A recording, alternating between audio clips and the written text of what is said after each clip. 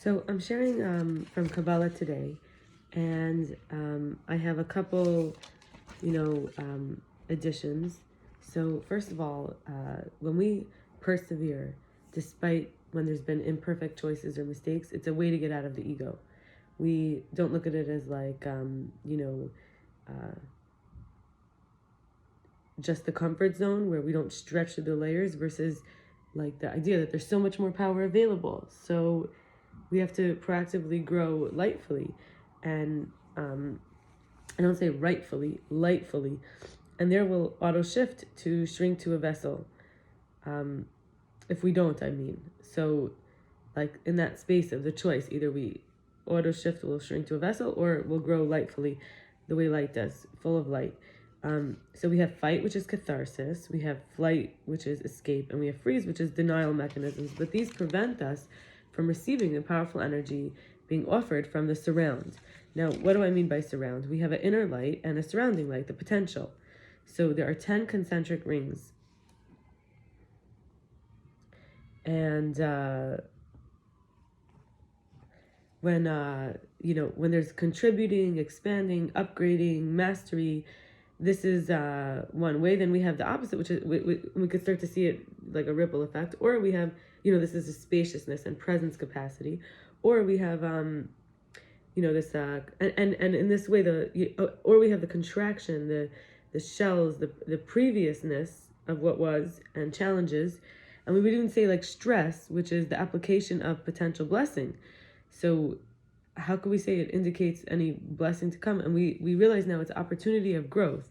Wherever there's a low tolerance, whether it's at work, family, dating, romance, hobbies, exercise or health, community, travel, learning, friendship, whether it's about your pets or my pets, or I don't have pets, but recovery, passions, self-development or self-inquiry work, money, mentality, focusedness, ambitions, physical calibration, maintenance of the physical, and congregation, the light will come in through these tiny windows and its impressions will knock and we can break open.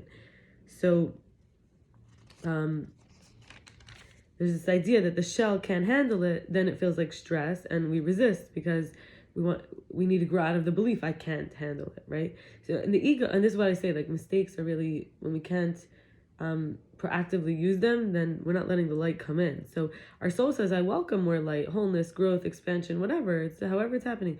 The ego says, I can't handle giving my will over to a higher power. I can't accept uncertainty or not feeling in control. I refuse to be present enough to be uncomfortable. I won't share. I can't stop being reactive. I can't generate enough energy for proactivity. And this pressure is the divine light, which forces the energy. It pushes into the walls we constructed that hold us back for safety or protection. But there also are limits of possibility and potential, and they're based on the past, probability, or the less evolved version of ourselves, where we didn't learn the contradictions that are held on the same side, are not coherent, not founded, and they generate this draining tension, like we create separations for no reason. And therefore it's relevant to this pressure to me and to my growth. It's not like something to avoid. And then I want to say, like, this is now moving on to something else from the, this is taught by the Kabbalah Center, I think I mentioned, but, and I have to make a comment. In my previous video, I'm going to have to edit the description. The information I got, that I said I was sharing about Kabbalah was actually from the Kabbalah Center, but I didn't say that. So I'm going to have to write that, and, maybe I'll do a part 2 of that video. I'll just add it.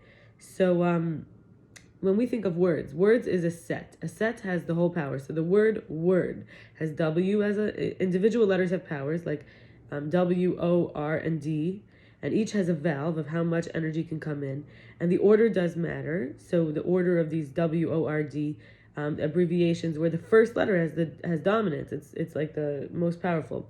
And when we substitute, like let's say we say word, we would say like A, it would be a lesser power, not only that letter, but the overall. Now, the reason I'm giving an example with word is because it's English and I'm talking in English, but actually nothing I said really applies to the English language.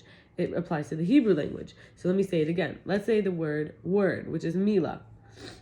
And we have Mem, Yod, Lamed, Hey. And or is it an aleph? Can't remember now. So let's say my name, Shin Yod Yod Nun Aleph, and the Shin, the set has the whole power. The Shin Yod Yod Nun Aleph, and not only power. What do we mean here? We mean Shin is 300, Yod is 10, Yod is 10, so that's 320. Then you have Nun is 50, and then you have Aleph is 1. So you have 371. Now the individual letters each had a power, right? The whole word has a power, as a set, and then each has a valve. How much power does Shin let in? Aleph, Yod, Nun, and the order matters. If it was in a different order, it would mean something different, because the Shin as our initials, right? Think of initials or abbreviations. We use like Rashi Tevos is like to say, when it's even LOL, the word, you wouldn't say laugh out loud. You wouldn't use the last letters of the words. You would use the first one, right? So, and then we have the substitution. So if, let's say I would say, people write my name, sometimes they write it wrong. They would put a hey instead of an aleph. That's why I didn't want to use Mila, because I can't remember at the moment. I think it's a hey, but it might be an aleph. Where's Mila? I think it's an aleph now, but because I can't be sure, I want to use the right one. So I'm using my name. So let's say the aleph was there, not the hey, it would be a different word. Some people use it, but then I don't think that they're going to be channeling the correct energy, we say. And this is true for everything. So we could say it's sets theory in general. And I'm going to end now with there was this man, his name was Francis of Assisi. They called him a saint. And he was, and I'm sharing from James Twyman on him, how he could kind of teach us a little bit about living in a Kabbalistic way. There was people who had the fear of the lepers at that time, and he chose to share with them, love them. He lived with them. He was welcomed there, and being welcomed when there was nowhere else to go.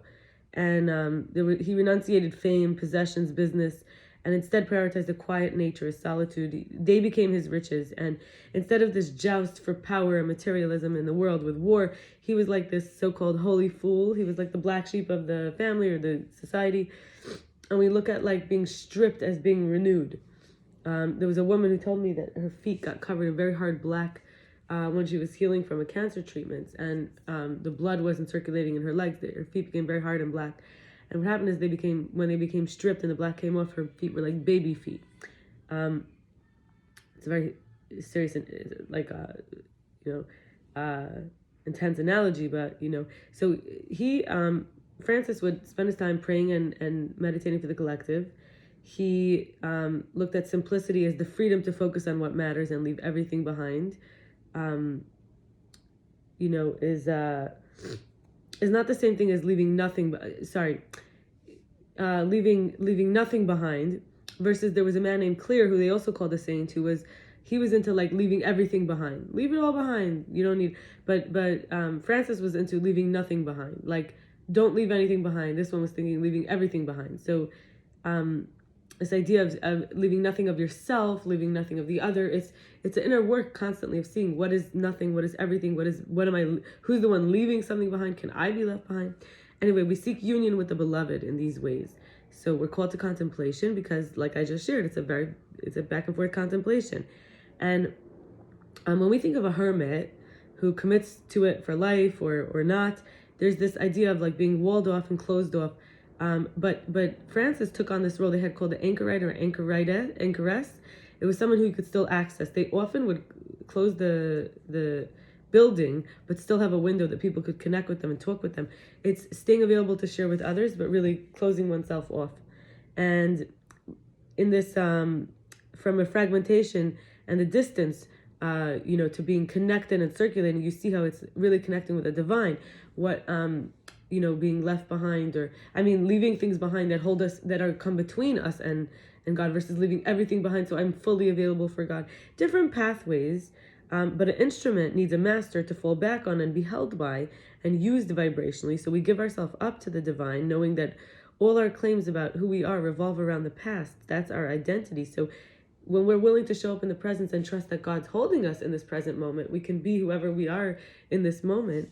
We actually can have this childlike innocence. We truly forgive ourselves. We can get twinkly eyes, radiant feelings, knowing only love is real. The word fear, a lot of people say the initials are false events appearing real. And in this, forgiveness, I mentioned the true forgiveness that we could have of ourselves is where the sin or the lack of the offense we thought we committed in reality never existed. it just became something that turned us in. It was a renewal, so it was so precious. And this is like a continuation of what I was sharing about from the Kabbalah Center. We're getting from when we're growing out of the old bounds. So I wish you a beautiful Shabbos. This is the Shabbos where we read the Parsha, the portion of the Torah where the Jews receive the Torah. And it was a gift. It's not called the receiving of the Torah. It's called the gift of the Torah. So may we all be, in our own ways, wherever we're at, lightfully receive the Torah, even if sometimes it feels like it came in through a stress or we're so used to our previousness. And it should be feeling like it's a gift. Bye.